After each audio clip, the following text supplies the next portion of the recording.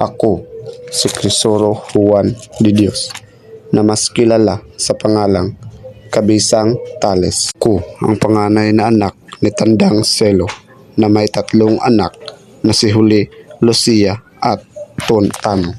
Ako ang naghahangad ng karapatan sa pagmamayari ng lupang sinasaka na inaangkin ng mga praile. Ako ay ang naghahangad na pag-aralin ang aking anak na si Huli katulad ni Basilio. Dahil napag-isip ko na kung mapag-aral ko si Huli katulad ni Basilio ay mas aangat ang aming buhay, na kung makapagtapos ng pag-aaral ang aking anak na si Huli ay hindi na kami maaapi na kahit sino mang praile na aangkin sa aming mga lupain.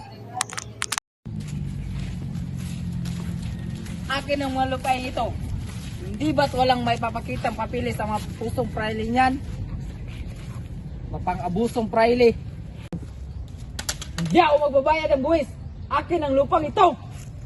Matigas ka talaga, Tales. Huliin mo yan. Saan niyo ako dadalhin? Saan niyo ako dadalhin? Wala akong kasalanan. Bitawan mo ako. Sumama ka na lang. Kailangan kang tapusin ang iyong mga anak. Bitawan niyo ama ko! Babayaran ko!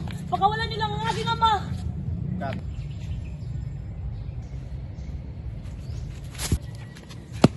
Okay ka lang aking ama?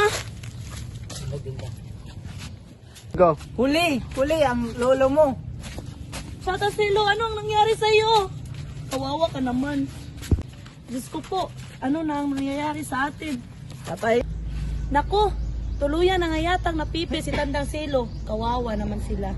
Siguro nga, hindi na nila makayanan yung nararamdaman nila. Siguro nga.